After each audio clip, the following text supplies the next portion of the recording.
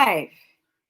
And we need to talk about why so many people who go on to ketogenic diets and definitely carnivore diets, like you can't go back. And so people keep freaking out. Now, each day I try to come up with new video content. And sometimes my brain's like, I mean, how much more can I say the same thing? But then I keep realizing that new things happen, like this here problem.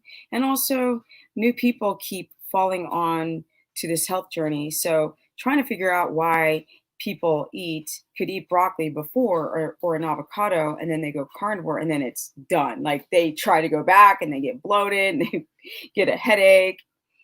So, I thought it would be a good video to go over some of my theories, and that's all that they are because nobody knows why yet, but we will know very soon.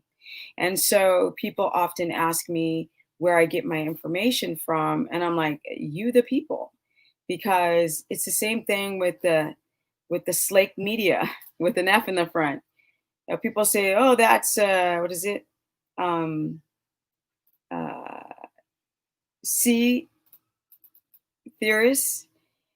When you actually speak to people who work in hospitals rather than what you see on the news, now you're speaking to the people, right? Instead of what you hear from news reports. And that's the same exact thing. Yes, I'm using quote code word. I don't care. It's the same thing with your physical health. And, I kind of have a hard time what's going on today because I see the pattern of what doctors do for their clients and how they keep people sick. So, and then everybody just, including my mother who has a glioblastoma that's dormant in her brain, not moving anywhere. If you go by what the oncologist told her and by what I decide not to listen to and try something else, then you get a different result, right? Different actions create a different result. So I decided this time to think about and talk about health in the context of you're doing this diet. Everybody says it's perfect. Now, if you believe in that, then when things aren't going perfectly, people freak out. They're like, what's wrong with me? And I'm like, nothing. You just need to question even me, people who give you information. It's not the script, it's not the Bible. And sometimes you have to do a deeper dive. But if I go into this whole thing, I got to politicize this video just a little bit. Okay. A lot of people are coming with a gut dysbiosis. So I think this is the underlying problem with I could eat this before, I can't eat it now. For example, I remember I would get bloated and farty on drinking milk because of the lactose, but I mean, I could drink it, I could drink tons of it. And I went to Africa for a couple of months and I didn't have any milk. And then when I had the milk again, I thought I was going to die. So is it that the body trying its hardest to break down the lactose took a break because that's a lot of work? And then boom,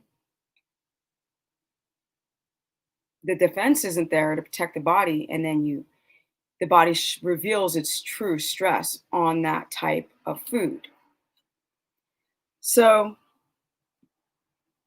I think the same thing is happening with food. Now, some people say it's a release of excess bile, but if you're doing carnivore and the fats aren't high, why would the body release an excess amount of bile? So that's a little precarious. It could be, and maybe it could be like several reasons, but that's one floating theory.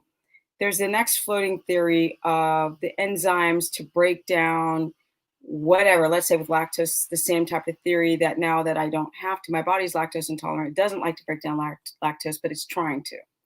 And I think it's the same thing if you have a weak gut wall where the small intestinal wall is not tight, but open. And then there's an inflammatory response because your body's allowing big particles food to enter the bloodstream and your body begins to attack itself and you start developing a histamine response to that attack. And then your diamine oxidase is downregulated. Diamine oxidase isn't being produced enough in the small intestine to break down that histamine. And so you take away that food, right? Makes sense because diamine oxidase takes down the histamine, which creates all those crazy bloats and headaches. And now you don't have as much diamine oxidase production, but we don't know why. Is it because the body's used to not having to deal with the overwhelming problem of breaking down the histamines from these foods? And so it tries its best. And then it gets a break, and then you reintroduce, and it's like, wait a minute, I didn't know we were back on the job. So it's just some ideas that I wanted to throw out before I go see my boy Thunder at the ranch. Um, Now, in some people, like I did carnivore for almost a year, and then I started having swelling problems. And I'm like, I don't want to take potassium citrate, even though that's the one that I recommend when you just can't do an avocado. Um, so at first I was like, oh, I developed a new histamine to avocado, but I was like, I don't care. I'll be bloated until I'm not. And that's exactly what happened. And I can't even remember because it flipped back over so quickly.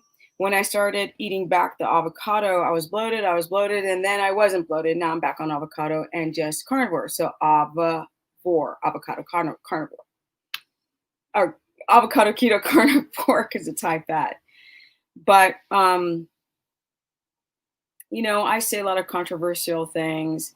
People get triggered sometimes, like when I did my last video on these two people, which I totally respect. But because I've done keto for so long, there's factors that need to be put into play. And when you haven't done something see, my whole thing about being online is don't hurt people with your advice. If people don't mean to hurt people, they just kind of do, not realizing that what works for them may not work for you who's got more metabolic damage. And one of my first clients, when I didn't know what I was doing, this is years and years and years and years and years ago before nobody even heard the word keto. And this is going on, I don't know, maybe 10 years ago. And I put a keto plan for somebody and it made them sick. And that scared me because I don't like to injure people. I don't like that. I just don't. It's something that really, ugh.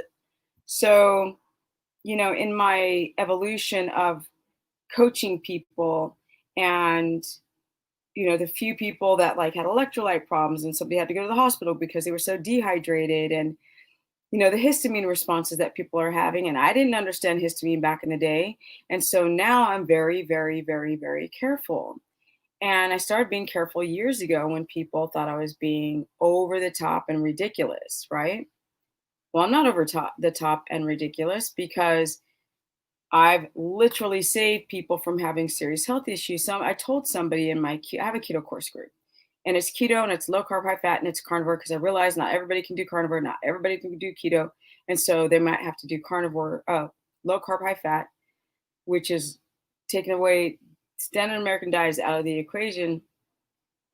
And this woman, and I'm going to ask if I can share, I would love to interview her or just share her email to me, which was, Stephanie, I had some symptoms and you told me that my electrolytes seem off on carnivore.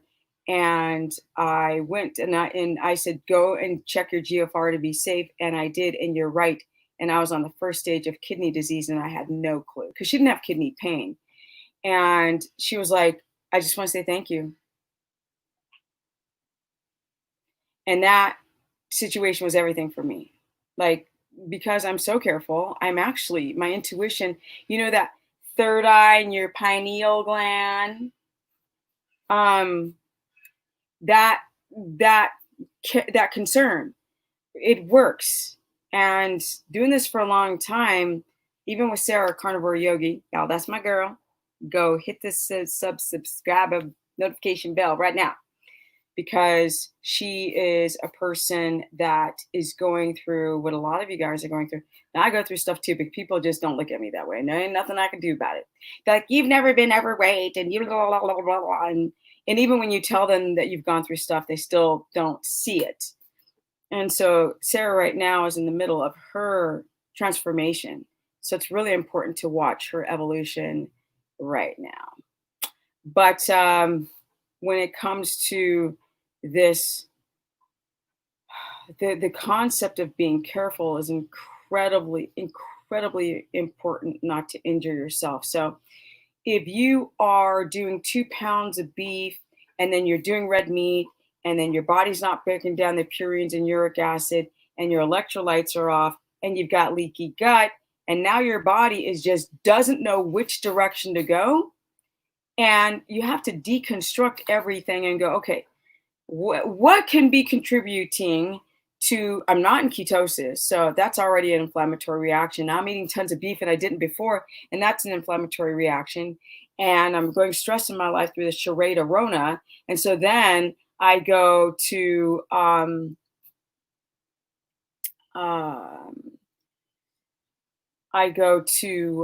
back to plants, and I feel like crap, and then people get scared. And so you kind of got to rotate. And, if you could eat something before and then you can't now it could be the lack of fiber. It could be fiber, it could be gut biome, a bacteria, it could be enzymes that we're dealing with things. It could be, like I said, the diamine oxidase enzyme that you somehow downregulated. It was just leaning towards that. I don't know if it's the fiber, maybe it is the fiber, maybe if it's the production of diamine oxidase that comes back with plants. I don't know. Nobody knows. We're all in new territory. It's like going to the moon, no, going to Mars, because we haven't been there yet. But I want to address this video I did on the Black Lives Matter, All Lives Matter. These are all words. Like, this is very interesting. And I think I'm going to do a video about this right now because people get triggered, and it tends to be the younger ones. But anyway, it's not that I'm trying to like bring up that subject, but how can you ignore it? Like, I'm thinking of moving to Austin, Texas, you guys. I mentioned that before because I'm tired of this foolery here up in California. Like, I live down the street from all that foolery, like down the street. On my Instagram, I was showing all the videos. I was like, I may have not been born that long ago, but I was not born yesterday. And I don't listen to nobody. And it's the critical thinking that you've got to do with your diet. And that's my next video right now. And I'm out. I have my Instagram, which is Stephanie Ketogenic, and I work my ass off, definitely on my stories every day. And then I just finished a consultation. So go to stephanieperson.com. If you don't find a time slot, email me. I'll put you on the short list. Also, I have a course, $15 a month, and it covers all the subjects. And then I have my Facebook fan page, which is free content, which is Stephanie the Business Person is in the body business. And my almost 53-year-old butt. And the reason why I keep mentioning my age is because people meet me or see me and think I'm in my 30s. And I'm like, I'm not. Okay? I've lived every hour and every second of every year on this planet since 1967. Yeah. Almost 13 years strict on keto. I've learned a lot about my own body and how to regulate it. And about myself, about how I feel about my life. It's crazy times right now. But my life, in some kind of weird cosmic way, you guys, my life couldn't be better. I just feel really, really bad for everyone else that has to go through this bull crap. And I'm out. Peace. Yeah. Now I'm really out.